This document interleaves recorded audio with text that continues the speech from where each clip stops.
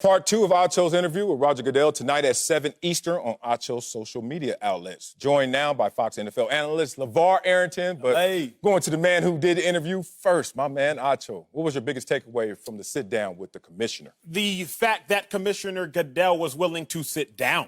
That was my biggest takeaway from the sit-down. He had very little to gain and a whole lot to lose as one of the most powerful men, for being honest, in America, running one of the most powerful sports in America that's been said to own one day of the week. But gentlemen, we live in a cancel culture, again, where people would rather dismiss you than listen to you and see if you have listened, grown, and evolved. We haven't given people the chance to acquire more information and potentially change their opinion. See, what I've had to learn firsthand is I may cast my opinion based on one thing, based on what I saw, but then another game occurs, another play occurs, another quarter occurs, and I have to digest the information I've now been given and alter my opinion potentially based on the new information that I was given. Commissioner Goodell has made many false steps, many that he has admitted and he will continue to admit. But I was just encouraged by the fact that he was willing to sit down. That's the first step. It's not the last step, because after you understand, you now have to act. But I'm not going to sit here and cast a stone at someone who is willing to listen, because before there can ever be progress, there must be understanding. So that was my first takeaway and my biggest takeaway. I like it. My first takeaway, not my biggest, I'll get to my biggest, but my first takeaway was the background music. It had me almost Say that again. In tears. I was almost in emotional shambles listening to the interview take place, because Acho, you do such a great job. First and foremost, amazing job, bro. The job that you're doing is so commendable, and it's super amazing. Inspiration to even an old fella like myself, man. So you keep doing what you're doing. Yes, maybe that was my biggest takeaway from the interview. I like the fact I got an opportunity to spend a lot of time with the commissioner during the head and health safety crisis connected to football. So I was an authority on speaking on head and health, concussions. We spent so much time together speaking on different topics. And the one thing that I got from him that really resonated in the interview is his genuine, sincere approach to answering questions. I think it's a gift that he has always had, and it's something to be commended for. The one thing that I thought about when I was listening to the interview was I wanted more. Like I wanted to know, for somebody who's so willing to get out in front of things or stand on the train tracks when that locomotive is coming, what was his pressures from the ownership? I think for me, when I was listening to the way he was answering your questions, it just seemed to me there was something more there. I can speak to this from my perspective.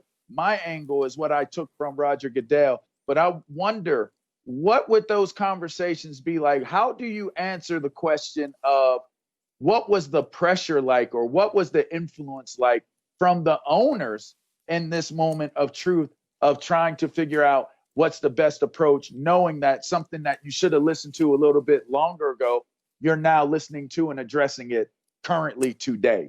Yeah, real quick, LA, I'm going to chime in on that, because not only you, but so many people have commented and said that, Goodell's been too much of a pushover. And it's hard to dispute that when you look from a bird's eye view. But when you look a little more narrowly, what I've had to remember is, wait a second, there's that quote, you can have all the authority but no power. Right? Goodell, to a degree, works for these owners. And what I've tried to remind fans is Goodell's not a head coach. Goodell's not a general manager. Goodell's not an owner. And as it pertains to someone like Colin Kaepernick, who so many people are like, I'm not listening to Goodell until Cap gets a job. This interview It wasn't him who made that decision. That was not him who made that decision. Now, as the face of the NFL, he does need to step up and did need to step up in past tense when some of these decisions were being made, because again, the buck stops with the commissioner, like the buck stops with the head coach. But I just want the fans who are at home watching to remember, it is not up. The commissioner has never hired nor fired any players, and that's just one thing that needs to be made abundantly clear. I want to raise my hand to make this conversation more uncomfortable. Okay. I'm looking at this, and I was like, amazing. What an amazing offseason, first of all, for Roger Goodell in terms of Q rating. I already have tremendous respect for Roger Goodell. He does his job and does it well, which is to grow the game and protect the shield. Look, there's been missteps by him, as all leaders. Think about running a Fortune 500 company, a company that's going to make $18 billion. Like, of course it's going to come with its warts. It's coming with its missteps. But between the draft, between the apology that Acho talked about, and this interview right here, looking forward to part 2 tonight, there's a lot that you learned about Roger Goodell, and there's a lot to love about Roger Goodell. Here's where it's going to get a little uncomfortable for me. Buckle up. Okay, because LaVar kind of went there. It was like, I want more out of Roger Goodell. And I think one of the things that I'm reading from Roger Goodell is there is more, but man, I got to cover up. Think about it. Roger Goodell, first thing out of his mouth was like, I challenge you, Acho, to make me uncomfortable. I'm kind of well-versed in these things. He knows how to talk it. And in this situation, I think that there's a layer that has not been disclosed just yet that I want to go and search and find. It's about the fact that Roger Goodell knows that he was talking to a naive activist. I call him naive activist because he was young in it. By his own words, he had a lot to learn. And Roger Goodell was learning about this situation from a guy who just started this situation. So Roger Goodell, let's go back to 2016, maybe he didn't have the same direct response that he would have in 2020 because he was trying to figure it out. But when you're trying to figure something out, you need dialogue. You need communication. You need the other side to show leadership. And that's where Kaepernick showed absence. And so Roger Goodell mentioned it in this interview. He said, yeah, we reached out several times. And the dude didn't want to say anything. And I think because Kaepernick had so many missteps, in the early phases especially, that he didn't even want to take the meeting to show the leadership from what his cause was. And here's another level to it. This is the uncomfortable part.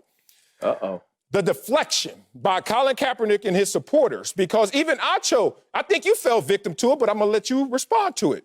There's a framing going on that Colin Kaepernick peacefully protested during the anthem, but it was not about the flag. Colin Kaepernick, 2016, August 26, quote, I am not going to stand up to show pride in the flag for a country that oppresses black people and people of color.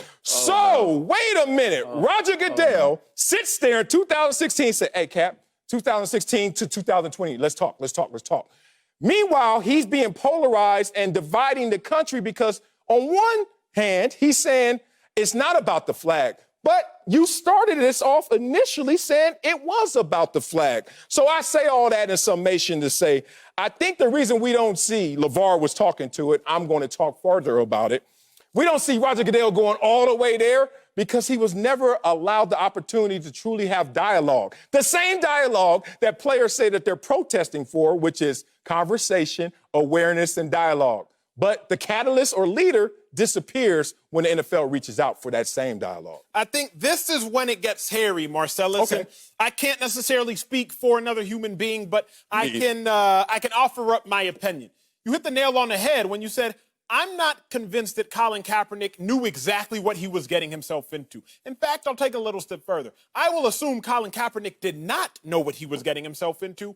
Otherwise, some of the decisions would have been a little more calculated and a little more tactful. You see, sometimes you do something and you get thrust into a position you did not plan on being thrust into. And at that point in time, you got a decision to make. You got to figure out, what am I going to do with this platform I now have? I started this first episode 2 months ago, 25 million views in 3 days. I said, I got a problem. Because now people are looking at me. People are looking at me to further a conversation. Now, were there missteps on both ends? I do believe so, because I do think that Colin Kaepernick, he wouldn't have worn the pig socks if he knew just how far this was going to go. I do think quotes like you said, they wouldn't have necessarily been iterated in that manner if we knew the movement. But I think I look at the positives on both sides. Colin Kaepernick raised awareness. Roger Goodell made a mistake. He has now acknowledged that mistake, and let's try to move forward with it. But I do agree with you that the situation called for Kaepernick before Kaepernick realized that he was actually calling for such a large-scale situation. It's organic, Emmanuel. And the reason why it's not wrong, even with, and that's a great big piece of information that you just pulled, Marcellus. That, honestly speaking, that's awesome. I would still just say it's being organic and being present is what mattered most for Colin Kaepernick. Not being perfect is what I would say. Is because in looking at him saying, I'm not going to do this, and him directly stating the flag, even though it can be taken literally in the meaning of saying this is a protest against the flag based off of that quote, it was not about the flag. Right. And even if Colin Kaepernick, and I have this conversation so many times, he is a figurehead for something that has been maybe slumbering, hibernating. It's always been there. There's always been the undercurrent, and it became relevant because somebody was doing it in the largest sport, the most popular sport in America. And so it became a topic. It became something that, people got behind. And so for me, I don't think that he had to be perfect in his quotes and what he presented. I think it was more so about him being bold enough and brave enough to actually take a stand in that moment, whether he 100% knew exactly what he was representation of or not, because there are a lot of people that understand it from a very, very deep perspective that was just glad to have a voice to be able to speak on it after all of those things began to happen. So it had to happen that way, Acho. It had to happen. It couldn't happen perfectly. It couldn't have been perfect. No, I don't think so. I just don't look at it. It didn't have to come perfect. I didn't say perfect, but certainly these egregious missteps either highlight a lack of acumen about what you're trying to do, or it highlights a character issue with the person doing these things. Which egregious missteps specifically you're referring to? We're talking about the flag quote I just pointed out. We're talking about the socks. We could talk about Jed York, who gave him $1 million right after he gave his $1 million. But it's not about Kaepernick. But it's not about the flag, and it's bigger than both of those things. It could right? it could get bigger than that. Okay, but as we grow there, like any house built on the foundation, what's most important? Not the 100th floor, the foundation. And where did this foundation Kaepernick is the foundation. I don't look at him as being the foundation of all of this. Kaepernick is maybe if you use the NFL's platform to start a conversation and then you disappear from that same conversation with that same NFL you use as his platform, that's the foundation. Whether everybody else piles on top, it started with Kaepernick. It started with Kaepernick. So here's my thing. If you look at the situation, look, his own advisor who told him to kneel, they had a falling out. They had issues. No, Dr. Harry Everett. We're going back. Here's the thing. I just know that you go faster alone and farther together. And I think the NFL, with its issues in handling this, was still trying to have backdoor conversations because they weren't allowed to have front door ones because of the delicate manner of this, the sensitivity around this, and the fact that the other party wasn't responding. He kicked up dust and disappeared. So in that situation, where do you go then? Now you have all the other players who are trying to maximize this moment, but not necessarily the core of the issue is coming from them because they don't understand the moment because the leader catalyst has lost it as well. I just wish that this situation would get truly resolved, because I know it has to irk many of people that it wasn't fully optimized by Kaepernick, and the NFL didn't fully optimize and understand it from their perspective. A lot has been lost in the middle.